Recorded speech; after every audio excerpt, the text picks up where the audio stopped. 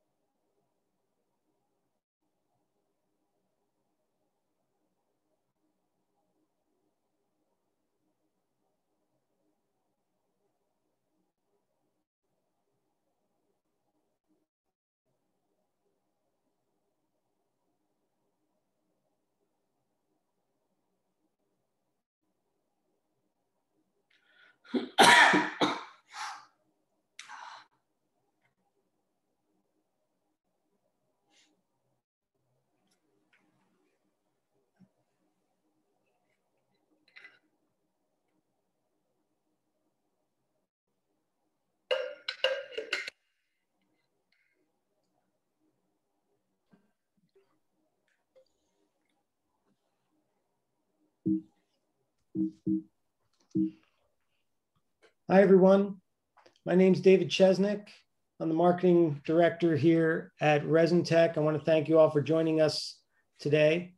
As you know, we're going to be talking about deionization. I'm going to turn it over to Parag in just a moment. But before I do, I'd just like to try to take a stab at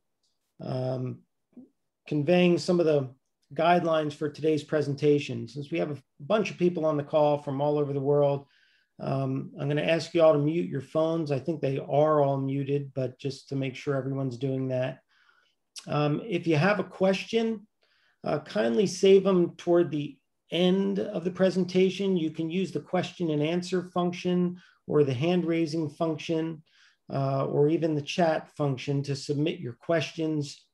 And then at the end of the presentation, Seth or I and Parag will kind of go through them and try to answer them one at a time. And in some cases, if you're having difficulty typing your question in, feel free to just raise your hand and we'll unmute you later in the program and you'll be able to ask your question directly. So thanks very much. Without any further ado, I'm going to turn it over to Parag. And Parag, feel free to upload your presentation.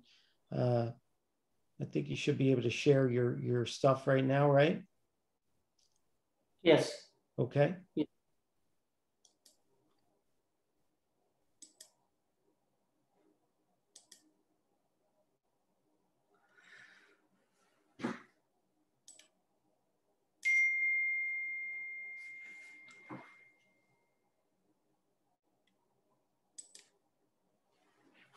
Good morning, everybody. So it's 9:30 a.m. Singapore time. We are in different time zone, and it's 9:30 p.m. at our end. So I'm Parag Deval from Resin Tech, and today we will be discussing on basic principles of deionization and some key applications also. So what is deionization? So deionization is the process of removing ionized salts from water. And these ionized salts, basically they could be cationic or anionic or both. These are some definitions. So in ion resin, though there are n number of products for n number of applications, but broadly there are only two types of resins. One is cation resin, one is anion resin. So what are cations?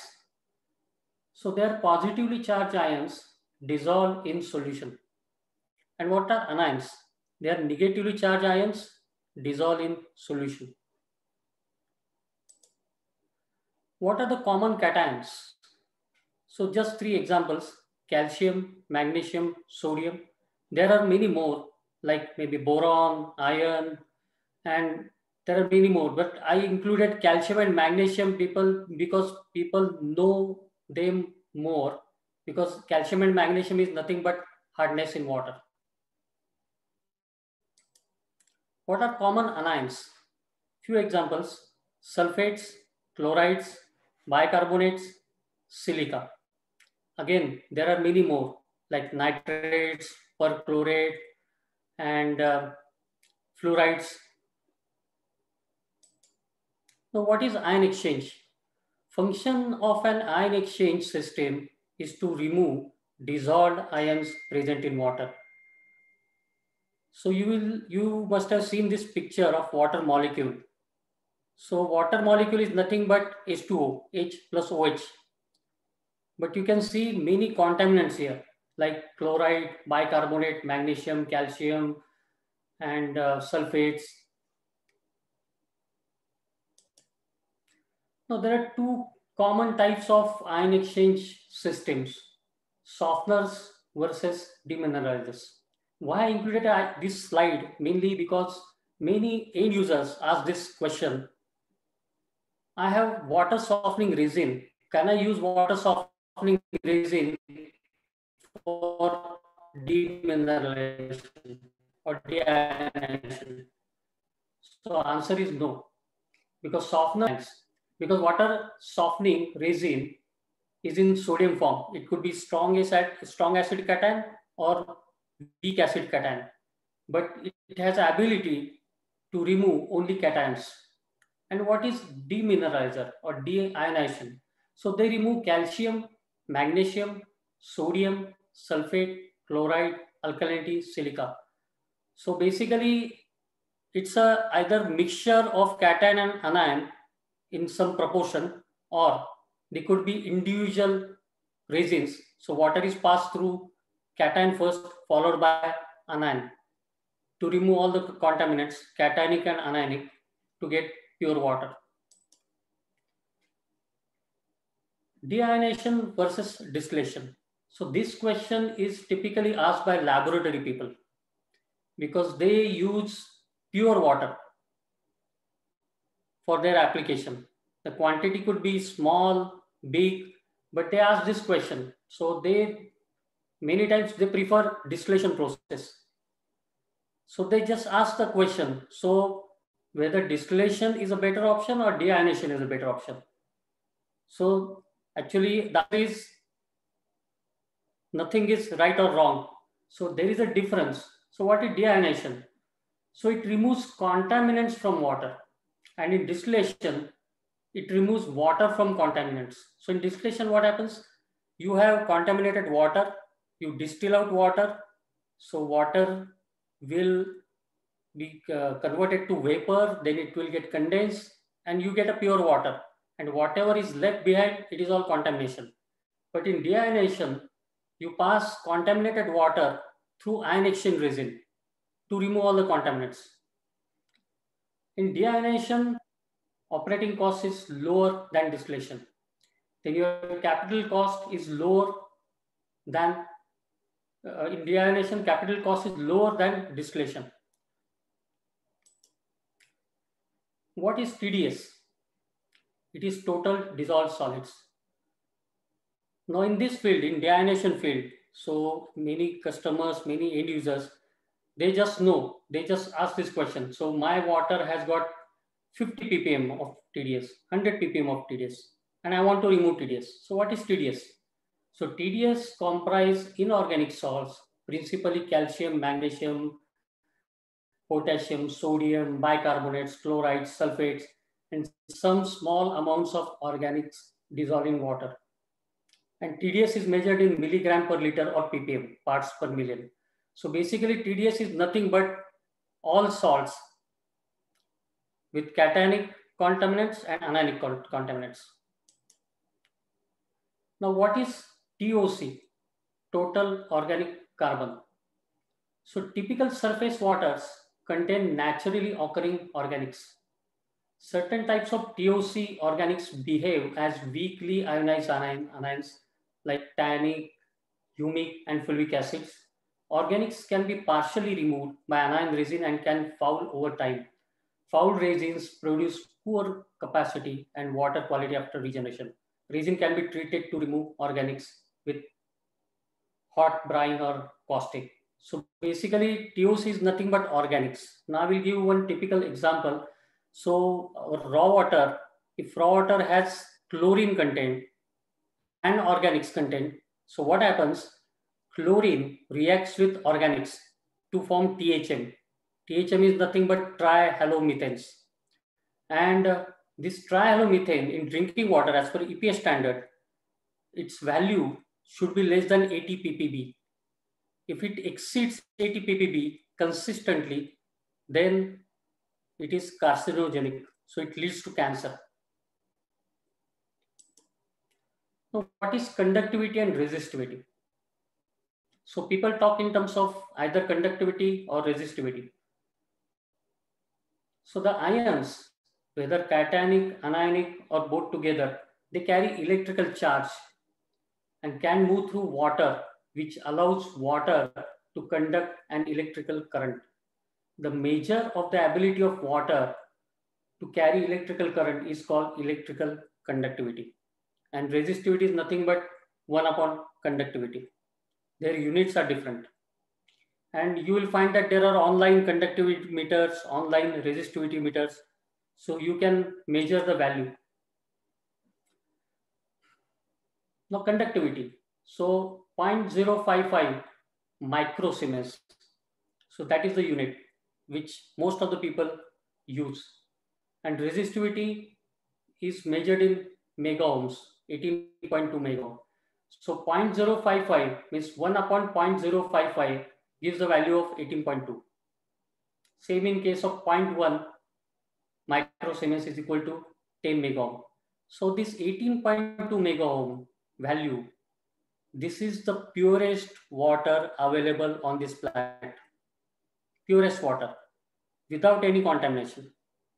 And it can happen only with the deionization process. And there are certain applications or certain industries, they demand consistently for this resistivity of 18.2 mega ohms. Few examples are semiconductor industry. So very stringent specs. You need to supply very high quality mixed bed resins. And there are other industries also like pharmaceutical industry, beverage industry. Other main example is power generation. So all power plants, nuclear power plants, they require very high purity water. Now, what are the types of ionization resins as far as deionization is concerned? So cation resins, strong acid cation and weak acid cation. Anion resins, strong base anion, weak base anion. And now you will see the picture of cation resin. It is black in color. So cation resin is available in both colors, black color and amber color. So in water, most of the water softening resins, their color is amber. But in deionization or demineralization, generally people prefer black cation. I will explain you later on what is the reason. And mixed bed resin is nothing but a mixture of cation resin and anion resin. Cation resin in hydrogen form and anion resin in OH form. And that mixture can be with the ratio of 50-50, 40-60, 35-65. So it depends on the application. Demineralization. So exchange of dissolved ions for equal parts of H plus and OH minus ions to create water. Cations exchange for equal parts of hydrogen ions, H plus ions. Anions exchange for equal parts of OH ions. And H plus OH gives H2. So this is typically two-bed demineralizer. So you will find that there is a effluent water, inlet water, which will pass through strong acid cation in hydrogen form. Then water will pass through strong base anion in OH form, and you will get the treated water in the outlet. Same example. Now your inlet water has cationic and anionic contaminants. So calcium, magnesium, sodium, they are cationic contaminants. Sulfates, chlorides, bicarbonates, silica, they are anionic contaminants. So in this case, what happens? Water passes through strong acid cation in hydrogen form. Now here there will be an ion exchange between hydrogen form resin, that is H plus resin, and other contaminants, that is calcium, magnesium, sodium. So there will not be ion exchange between cation resin and anionic contaminants. So what cation resin will do, so it will take all the contaminants like calcium, magnesium, and sodium, and it will release hydrogen ions. So in the outlet, you will find that Ca plus, Mg2 plus, Na plus is converted to H plus, H plus, H plus. So this is a Ca2 plus, Mg2 plus. It is nothing but a valency. So in the outlet, you will find that there has been ion exchange between cationic contaminants or cations and hydrogen form resin. Now water will pass through strong base anion in OH form. Now here what will happen? Now anion resin in OH form, hydroxide form, it will exchange with the anionic contaminants like sulfates, chlorides, bicarbonates, silica, and you will get OH minus in the outlet. So again, H plus, OH minus, H plus, OH minus. So you will find a pure water. There will be some few traces of sodium and silica in the outlet. And the main reason is because your plant is designed with certain parameters, and main parameter is your water analysis, inlet water analysis, and your water flow rate. So if there is a huge fluctuation in the water flow rate and water analysis, then there could be a slippage of ions. So there will not be a proper ion exchange between resin and the contaminants. And you will find that there will be few traces of some contaminants in the outlet. How it can be avoided now? So this is just an example. Now if you have, let us say your pH of incoming water is 7 with some conductivity. So what will happen in the outlet, your pH will drop down to 2 to 3, mainly because of strong acid cation, which is acidic. And then water will pass through OH form resin, strong base anion, which is alkaline resin, and you will get that then this pH of water will shift again towards neutral or little on the alkaline side. Now typical DM plant scheme. Now we just now discuss on two-bed system. So there is a third column here, third vessel. That is nothing but mixed bed resin. So this is very, very popular, mixed bed resin. So it's a mixture of these two resins, strong acid cation and strong base anion. So your plant is designed with certain safety factors, with certain inlet water analysis, with certain inlet water flow rate. If there is a fluctuation in both parameters, then there are chances of slippage of ions. So this mixed bed resin will take care of this, what you can say, slippage of ions. And then you will get a very, very pure water in the outlet. We call it a DI water. Now, how mixed bed resin bed looks like. So basically, mixed bed resin is a mixture of cation resin and anion resin in certain proportion.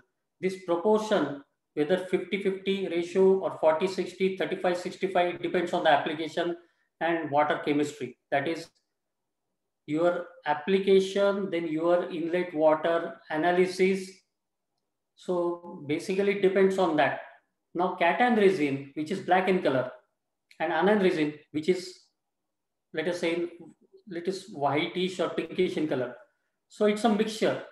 But cation resin, when resin gets exhausted, so what happens? So ions are coming, contaminants are coming. So there is an ion exchange between resin and contaminants. So resin will take ions and it will release its own ions. So there will be a stage where ion exchange resins will not have ions to exchange. So that is called exhaustion. So bed will get exhausted. So in that case, what will happen? Inlet water analysis will be equal to outlet. And then you have to regenerate resin. Now cation resin is in hydrogen form. So it can be regenerated only with acid, that is sulfuric acid or hydrochloric acid. And anion resin in OH form can be regenerated only with caustic solution or caustic lye. Now once there is a mixed bed resin, so you have to backwash resin. So after backwash, cation resin has got higher density. So it will remain at the bottom and anion resin will be at the top. Then you can regenerate both resins independently and then you can again mix them with DI water. And then service cycle will start again till the next cycle. How mixed bed resin vessel looks like. So this is a 3-dimensional diagram. So you will find a vessel, then inlet distributor, caustic distributor, then interface collector for the regeneration basically, false bottom with strainers, that is a filtration media, acid distributor, and you will find some piping, valves, instruments, pumps. Keeping the DI plant running efficiently. Have you ever find yourself in this situation? Shorter runs, low quality water, high chemical consumption. So the answer is yes, it happens. And it happens mainly because of many factors. And 2 important parameters or factors are plant is designed with certain water flow rate and certain water analysis with some safety factor. But if there is a huge fluctuation in water analysis or water flow rate or both, then you will find shorter runs, that is lesser throughput, low quality water, higher chemical consumption, means higher regenerant consumption.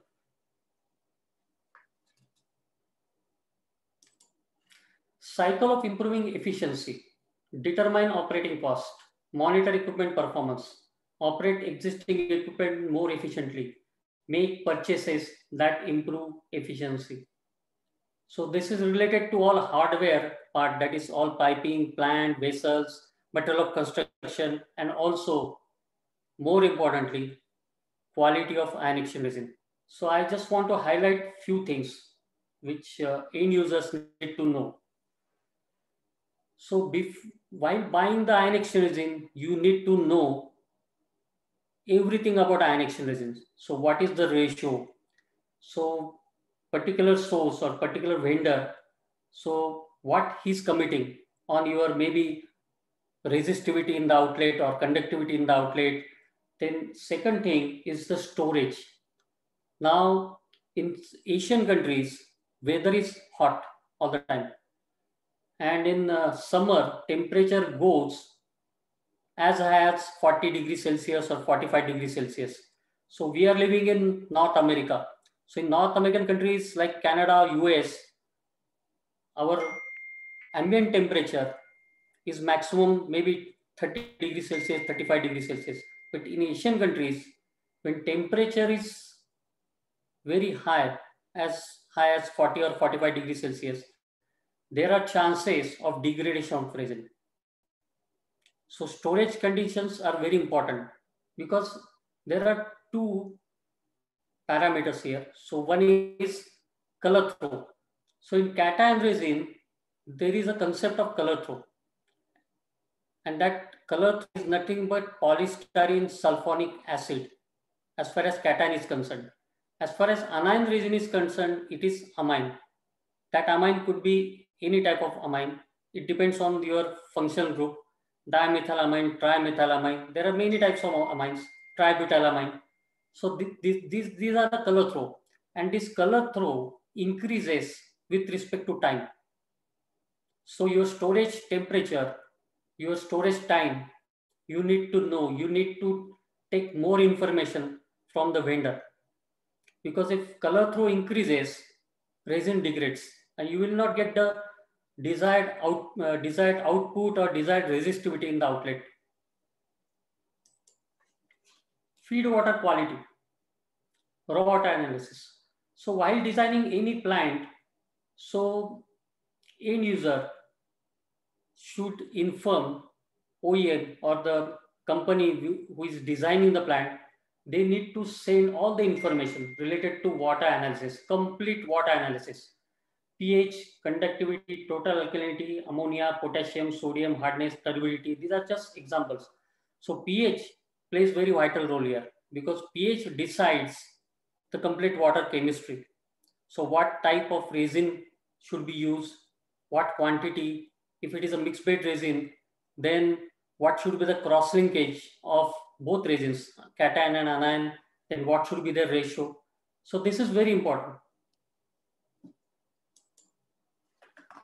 What do we need to know? Customer expectations, conductivity or resistivity desired in the outlet, silica and TOC specification, any other special requirements. What water will you be treating, whether it's tap water or well water or RO source.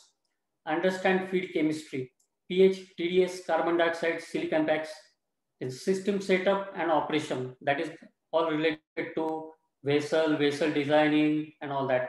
Service exchange in place, etc. Operating costs. So what are the operating costs involved? Feed water quality. How old is the plant? Seasonal variances. More than one source. Now seasonal variances. So when you are regenerating resin, when you are backwashing resin, if your temperature of water for certain, what you can say, certain filtration area, if the temperature of water is, let us say, 5 degrees Celsius, or if it is a 30 degrees Celsius in summer, then your backwash expansion changes. So you need to ask the resin manufacturer. Generally, when resin manufacturers send the product data sheet, you will find a graph where it is clearly mentioned that the filtration area versus on x-axis versus bed expansion and temperature. Operating costs, backwash, regeneration, rinse water, so source, quality, DI water for regeneration, hidden costs, because when service cycle is over, so you have to regenerate resin, you have to backwash resin, you have to give slow rinse, fast rinse. So you need to know all do's and don'ts. And when you are changing the source of resin from one vendor to other vendor, it might happen that you might get a better throughput, you might get a lesser throughput, then you might need more regenerant, you might need lesser regenerant.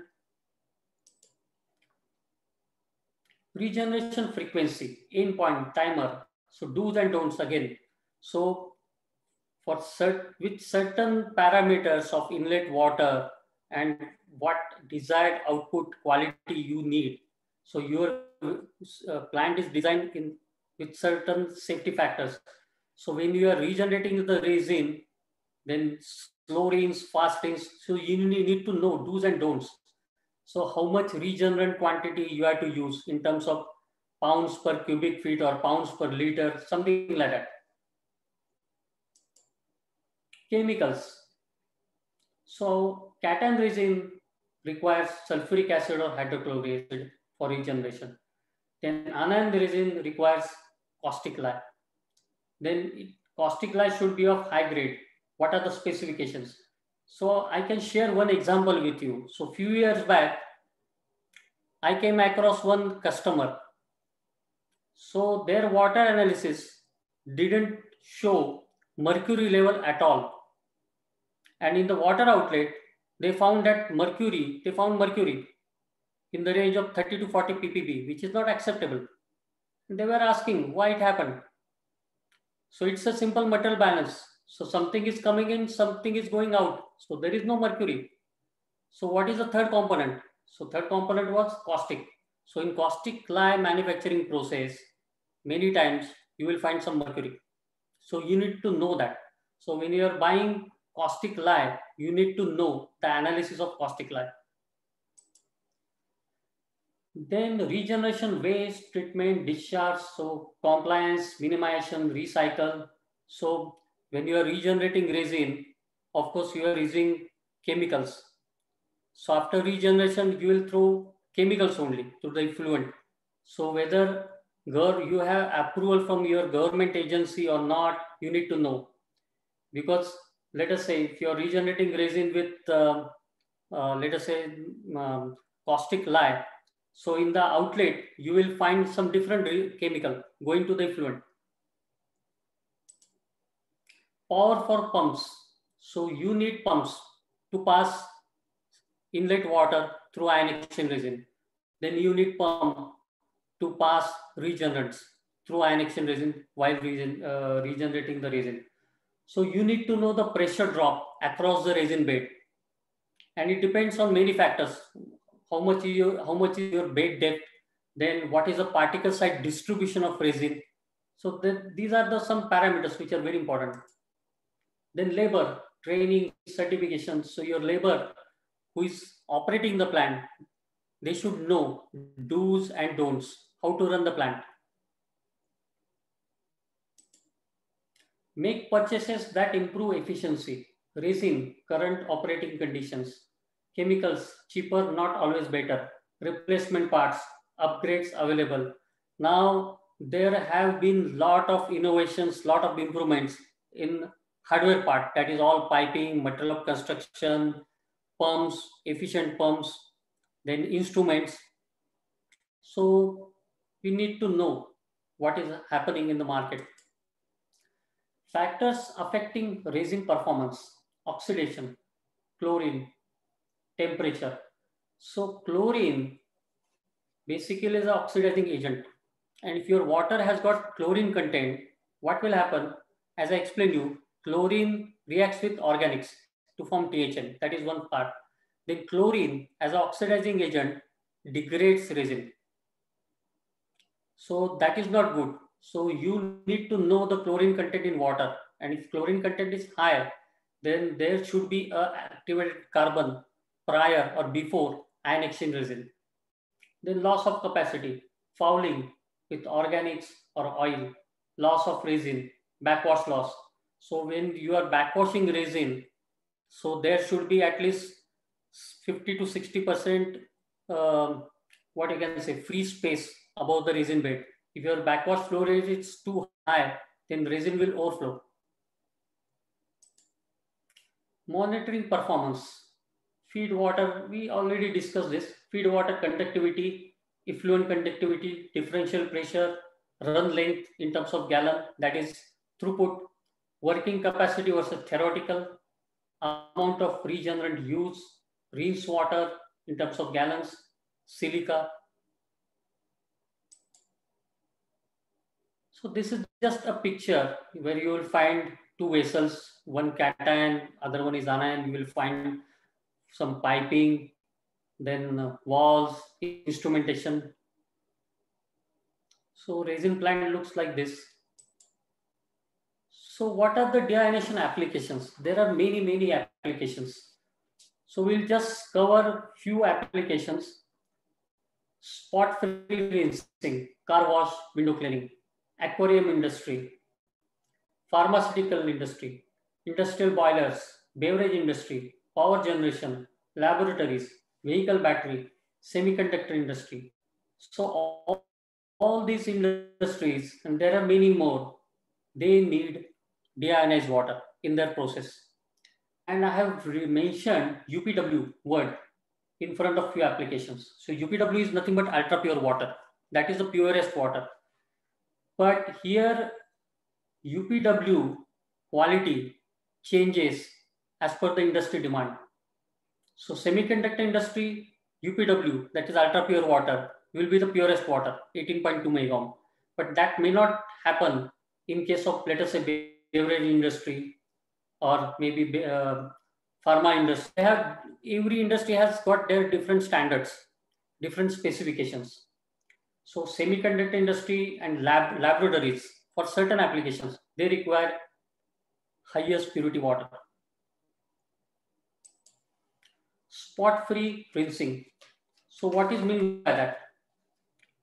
So basically, vehicle cleaning and window cleaning. So water spots are caused by residual minerals and salt contained in the water. These salts remain after the water dries or evaporates. Using DI water for washing allow the items to dry spot-free. So we always find that if we clean our car with tap water, after 3-4 hours, you will find white spots on the windows. They are nothing but TDS, total dissolved solids. So in that case, how to avoid that? So this tap water or raw water is passed through mixed bed resin. So all TDS is removed. And deionized water, you can clean your car or windows with DI water. Aquarium industry. So this industry, so there is an American Marine Life Dealers Association, AMDA. So they have given clear guidelines because there are n number of fish available on this earth. So each type of fish behaves differently. But some important parameters are pH. So pH of water has to be in between 6.8 to 7.8. If pH is too low, or too low means too acidic or too alkaline, fish will die. Then ammonia level, it should be less than 0.02 ppm, that is 20 ppb. Ideally, it should be almost zero because ammonia, higher ammonia level in water kills all the fish, all types of fish. Then nitrates, they should be less than 10 ppm. Alkalinity, phosphates. So in ammonia, what happens? So toxicity of ammonia is 10 times more severe at pH greater than 8. So pH plays a very important role here. And there is one TAN number, TAN, total ammonia nitrogen. So there are two types of ammonia. One is NH3, which is unionized. Other one is NH4 plus, which is ionized. So NH3 is a gas, and when it is dissolved in water, forms NH4 plus and shifts pH towards alkaline side. So NH3 plus H2O gives NH4 plus OH minus. That shifts pH towards alkaline side. And if the pH is too alkaline, fish will die. Same in case of nitrates. If nitrates levels are high consistently, let us say 40, 50 ppm, then fish will die. And it will show some symptoms also. So there will be a loss of appetite, rapid gill movement, high respiration rates. Same in case of phosphates also. So high phosphate levels causes increased growth of algae, which result in decreased levels of dissolved oxygen. So basically, these all contaminants, they are related to either cation or anion or both. So deionization is very important. And there are certain resins, we call it as selective resins, like ammonia. So there are certain selective resins which can remove only ammonia. There are nitrate selective resins which can remove only nitrates. Is they have selectivity, more selectivity towards those contaminants.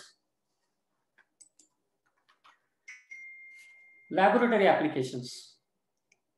So all of us know these instruments: HPLC, GCMS, life science, cell culture, DNA sequencing, PCR. So in today's situation, it's a COVID situation. So in this situation, this when some companies making COVID vaccines, they need this DNA sequencing. So it requires very high purity water all the time, and the purity of water has to be 18.2 megavols. So what are the ASTM standards for lab reagent water? So laboratory people, they talk in terms of type of water. They don't talk in terms of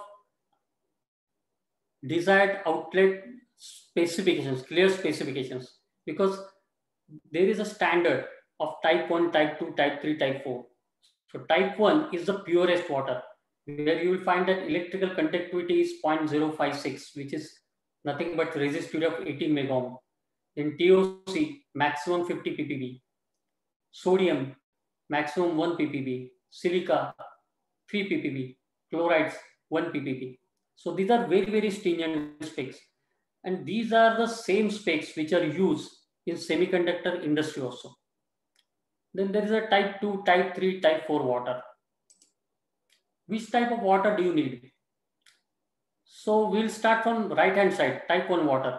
So HPLC, GCAA is nothing but atomic absorption, ICP-MS, buffers, cell culture, IVDF, molecular biology reagents, they all need type 1 water, purest water, ultra pure water. Then standard applications, buffers, pH solutions, media preparation, chemistry analysis, reconstitution, instrument fit, they need type 2 water.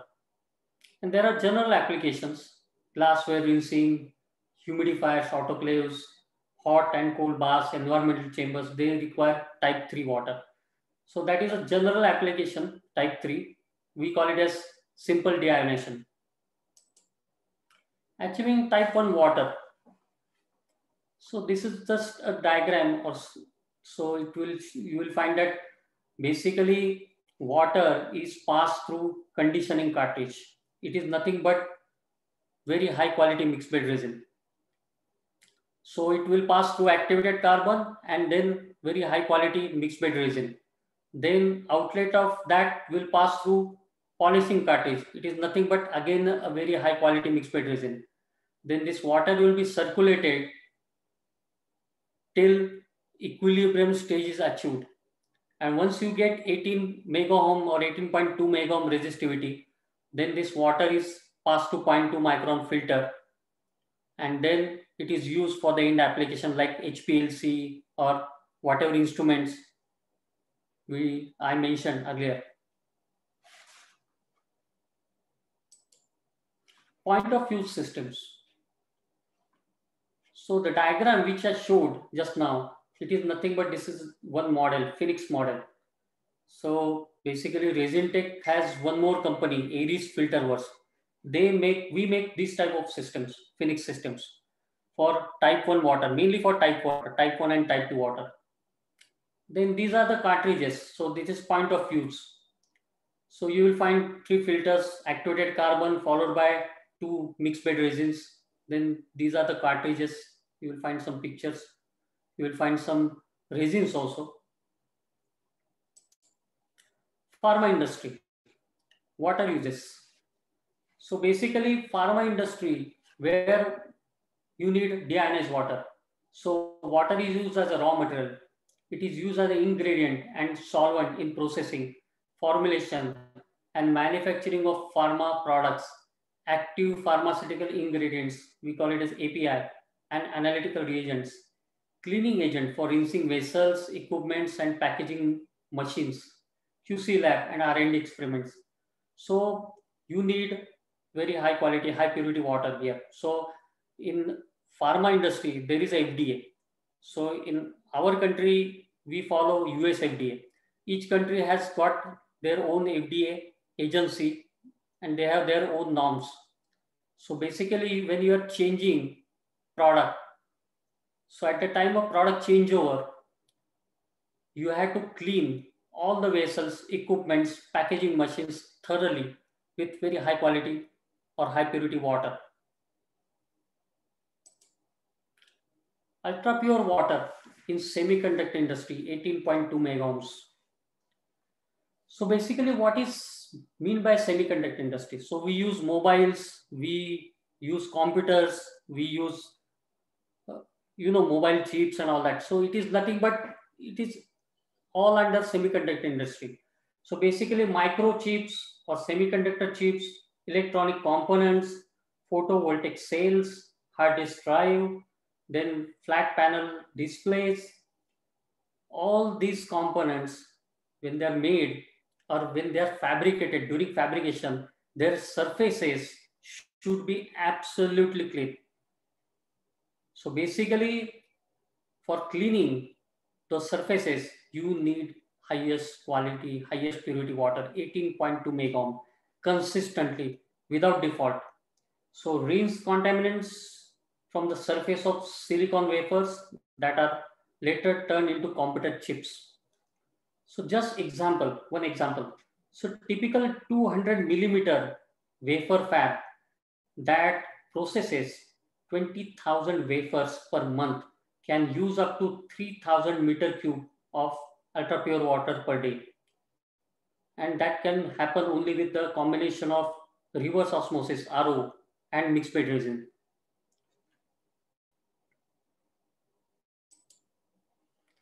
So this is a typical scheme of ultra pure water in semiconductor. You will find pre-treatment, feed water, then heat exchanger, RO, decasification, UV 254. So what is that? So ultraviolet light. So 254 is the wavelength basically.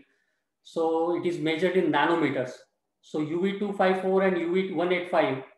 So they are basically used ultraviolet light, UV light. It is used mainly for TOC reduction and killing pathogens or bacteria.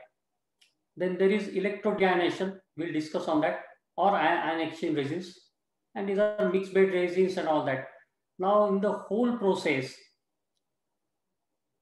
the process has to be so, what you can say, solid, means you cannot, a single mistake in the whole process is not accepted at all, because you make a single mistake anywhere, you lose millions of dollars. So the norms of DI water are very, very stringent here. So you need to produce very high purity water, 18.2 megaohm, consistently, continuously. What is electrodeionization, EDI? So actually it's not a, I will say it's not a new technology. This technology was developed somewhere in 1970s. But at that time it was not economical. But later on many scientists made a lot of improvements, and now today it is very well accepted in the industry. So basically huge downstream of a reverse osmosis system. This technology combines electrodialysis and mixed bed ion exchange resin to produce high purity water. Ions are split using DC electric field, and the cation and anion mitigate through a selective membrane to a compartment of mixed bed resins. Mixed bed resins are continually regenerated throughout this process. So basically it is nothing but it's a combination of electric current components like anode, cathode, anion exchange membrane, cation exchange membrane, and mixed bed resins. You will find this cathode, anode, and then these are the membranes, and there is a ion exchange resin in bead form. So cations flow towards cathode, anions flow towards anode. Only anions can go through anion exchange membranes, and cation can go through cation exchange membranes. The purpose of mixed bed resin here is to maintain stable conductance of feed water. Without resins, the conductance will drop down dramatically, which will make very difficult to eliminate 100% ions. So this is very important. Now, condensate polishing in power plants. So basically, so these terminologies used on type of what you can say power plant. Ones to steam generators, OTSG, critical and supercritical steam generators, nuclear fuel boiling water reactors, BWR, pressurized water reactors, PWR. So PWR and BWR, they are very common. So basically, what is OTSG? So heat exchanger, with which there is a heat exchange between feed water inlet and gas turbine exhaust gas. What is supercritical steam generator? Boiler that operates at supercritical pressure of 3200 psi. And what is BWR? Reactor core heats water which turns to steam and then drives the steam turbine. And what is PWR? So PWR is very common, and in Canada, US or European countries, it is very common. So water is pumped under high pressure to reactor core where it is heated by energy released by fission of atoms. The heated high pressure water then flows to steam generator where it transfers its thermal energy to lower pressure water of secondary system where steam is generated. The steam then drives turbines which spin the electric generator. So basically, the idea is like this. In a typical power plant, steam condensate loop, steam is passed through a series of turbines, expending most of its energy. Steam is condensed by heat exchanger system and returned to boiler where it is converted back to steam. So there are dissolved minerals like NaCl, sodium chloride, that is sodium chloride, then magnesium sulfate, calcium carbonate, CaSO4, silica, and they behave differently when heated. So bicarbonates of calcium and magnesium in solution produce CO2 and insoluble carbonates. These carbonates precipitate directly on boiler surfaces. And silica is very important. So removal of silica is extremely important. Silica is a highly soluble impurity, and if it is not removed, it enters the steam in volatile form and behaves like a gas. And when carried with steam to the turbines, that is steam turbines, silica can become super saturated. So what is the purpose of condensate polishing? To save an operating cost, because operating cost is huge. To recover energy, impurities from vacuum-induced leaks. So in the system, there is a corrosion, there are many leaks, then prevent corrosion, careless repair work. So these are the, what you can say, trigger. So there are two approaches to condensate polishing. Deep bed polishing, that is bead type ion exchange resins. So we discuss on that actually.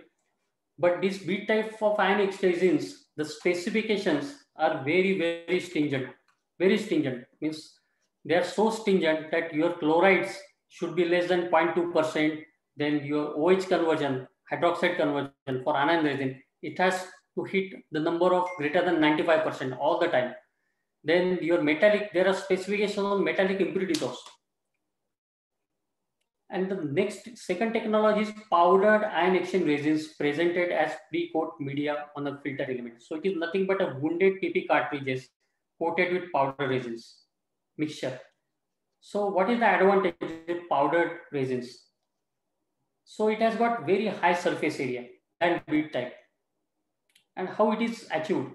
So grinding of cation resin in hydrogen or ammonia form, grinding of anion resin in OH form.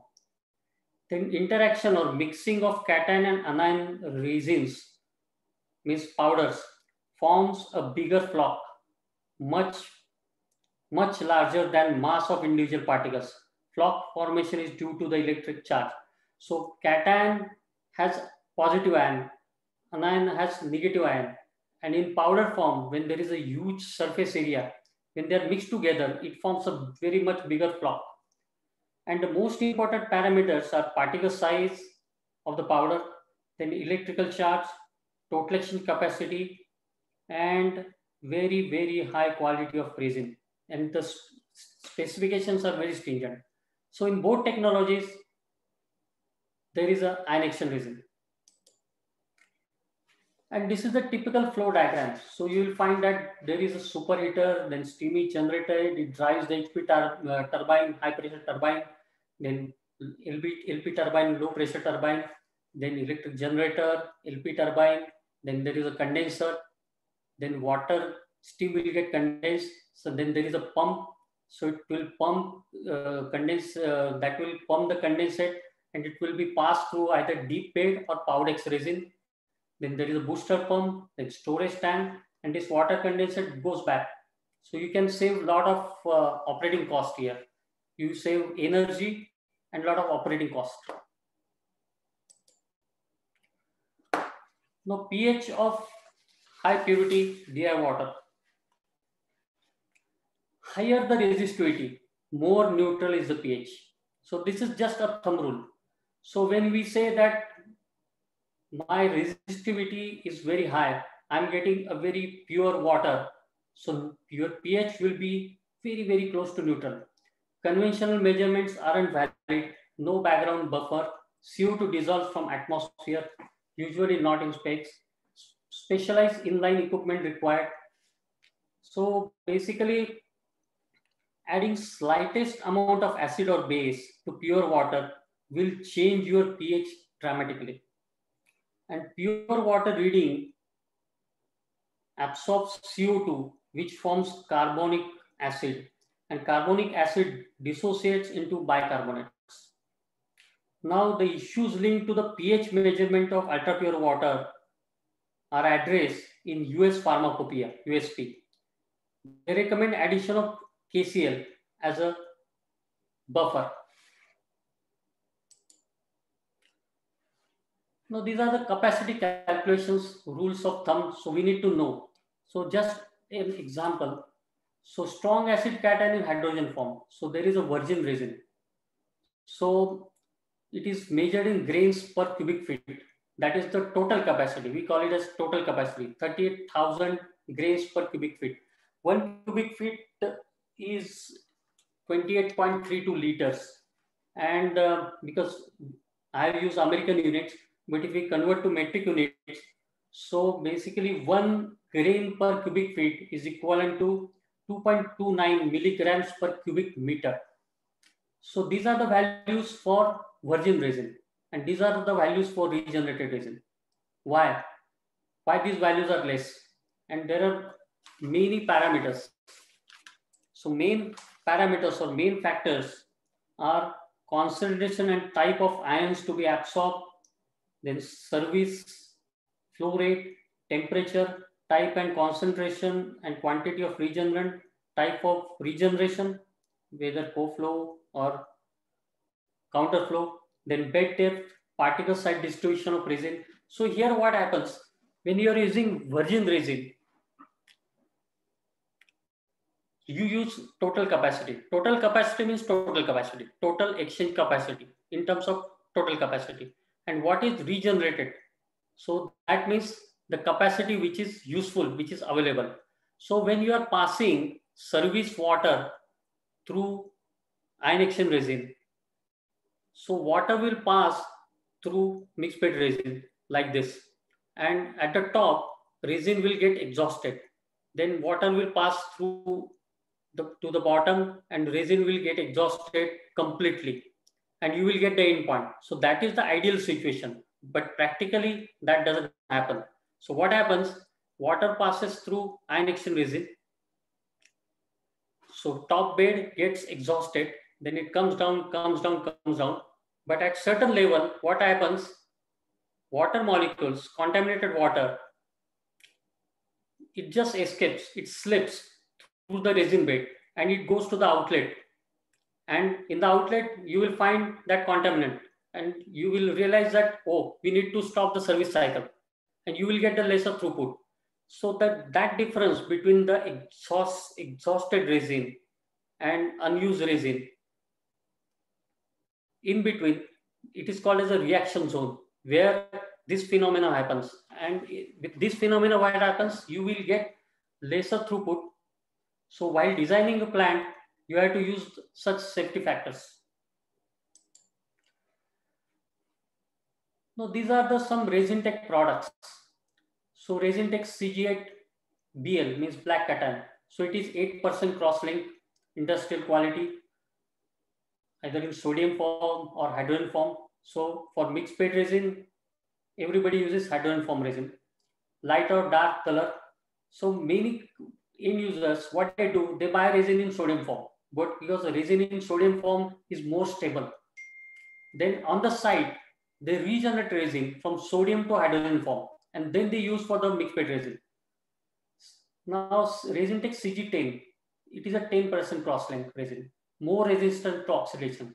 So higher the cross-linkage, higher is the resistivity to oxidation, one thing. Second thing, higher the cross-linkage, your moisture content reduces, your total exchange capacity increases. So these are the advantages. Then Resintec SSCMP, macroporous resin, physically toughest. So macroporous resin is made in the manufacturing process. So it is made in such a way by adding the porozone that the porosity of resin increases substantially. And gel resin has some limitations on the temperature, on thermal stability. But macroporous resin, no. It is very tough resin, highly stable at higher temperature. Then these are some mixed bed resins. So Resintec MBD15, MBD10, high regenerable capacity, easy separation, high capacity, good for high temperature applications. So these two products are used for general deionization, I will say. So if somebody wants general deionization and if somebody wants a resistivity of, let us say, 10 to 15 mega ohm, these are the best products. Then there are multiple grades available. NG means nuclear grade. SC, semiconductor grade. LTOC, ultra, nano. So all these grades, they produce water with 18.2 mega ohm. But there is a difference.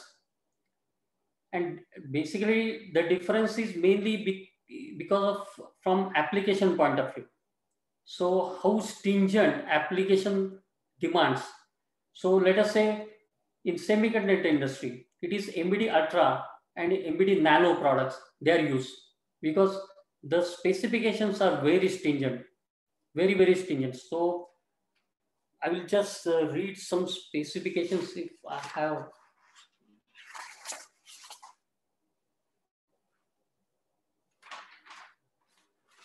Unfortunately, yes. So in semiconductor industry, you need to produce 18.2 mega ohm water with TOC of less than 5 ppb, ideally less than 1 ppb, and silica less than 2 ppb, ideally less than 1 ppb. Then your chlorides should be as low as less than 0.5%. OH conversion has to be always greater than 95%. So Resintec has the ability to make all type of mixed bed resins from general deionization to highest grade, that is semiconductor industry. So grades reference initial levels of TOC through, because basically these grades are, they all produce 18.2 mega ohms, but TOC levels, they are different, and that depends on the application, that depends on the water chemistry. Soon to come non-solvent cation resin. So we have constructed new manufacturing facility of non-solvent cation plant in Camden, New Jersey. So this will be the largest manufacturing plant in North America, and the capacity of the plant is 18,000 cubic meter per year. And that first batch will start in next week. So by mid-September, this plant will be in operation completely. So these are some anion resins, SBG1, SBG1P. So these are strong base anion, gel anions with very high total exchange capacity. they are type 1 resin. Chloride or OH form, higher selectivity. Then this is weak base anion, macroporous. In free base form, high regeneration efficiency, lower water quality. But basically it depends on the application. So what application demands, so you have to select product accordingly. Thank you very much. If you have any questions, let me know, because it was very difficult to cover all the topics. Actually, this session should have been split into two, because I couldn't cover everything because of the time constraint. But if you have any questions, let me know. If you have any questions later on, you can send me email on pdeval@resintech.com.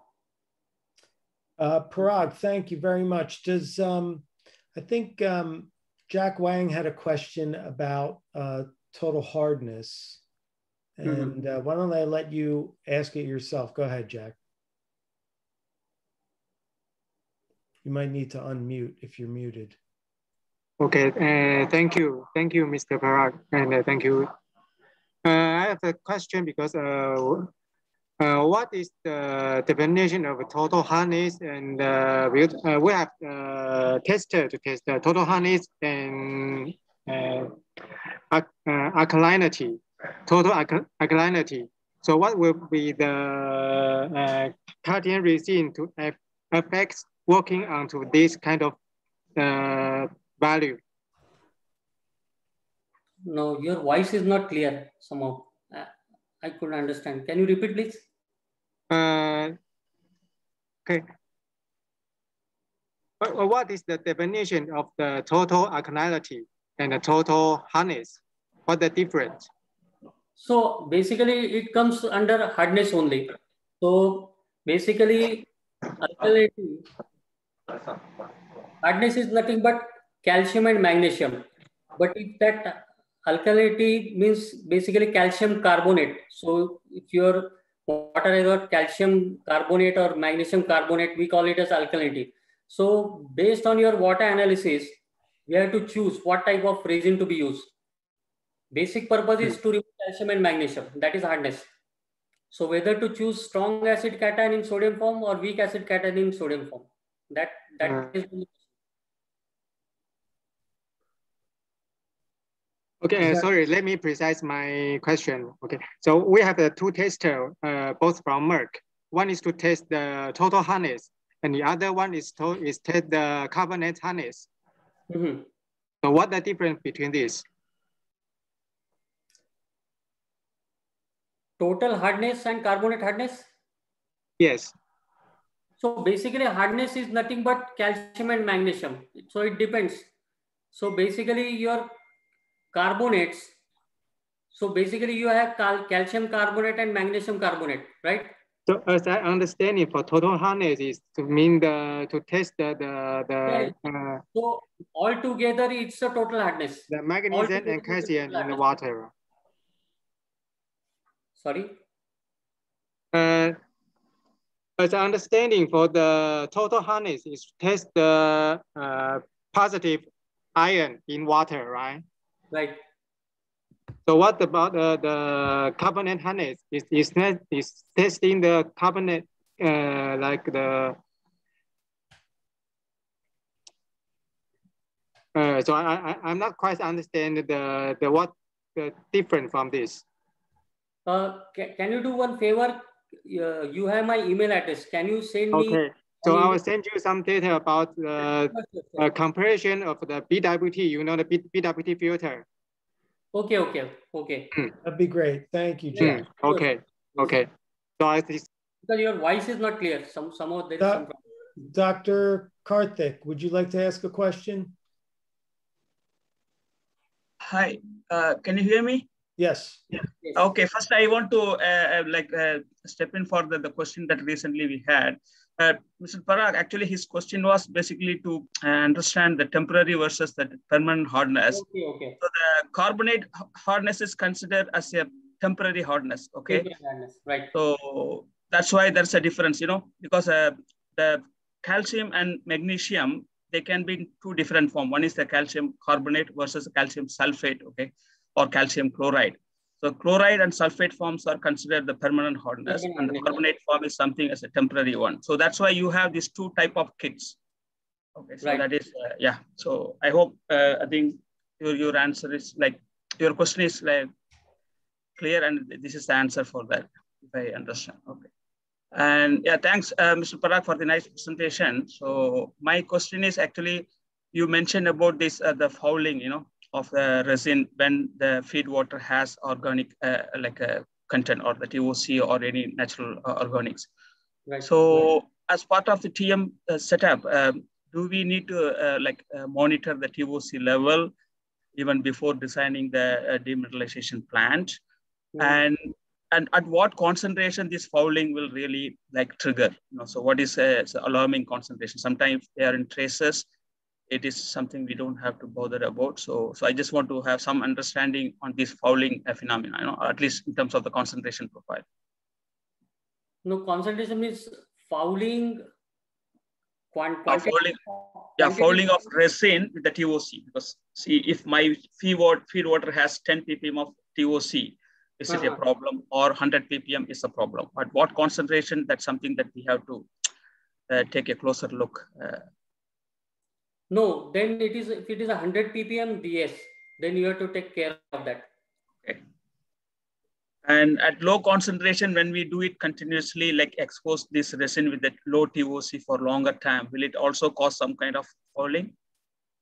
Yes, in longer run, yes, and your throughput will reduce basically. Okay. So if you are using activated, So what is our recommendation when this kind of feed water, right? Even our application is normal, general DI water application.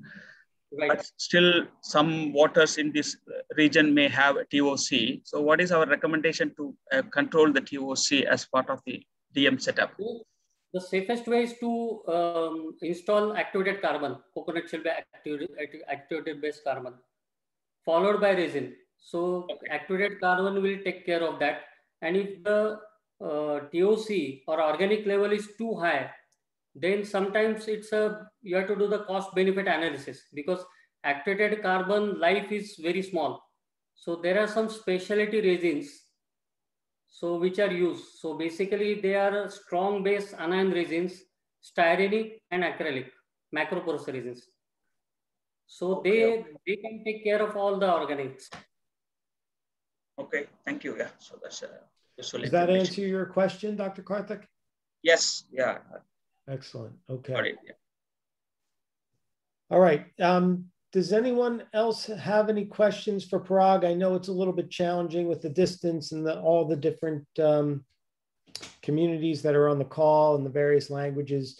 But if anybody's comfortable asking, we're happy to field it. If not, of course, you can use the email address on your screen, reach out to Parag directly, or Seth Rockmacher, who's also on the call, or shoot us an email at webinars@resintech.com, and we're happy to traffic it over to the correct person for you, and we'll get you an answer.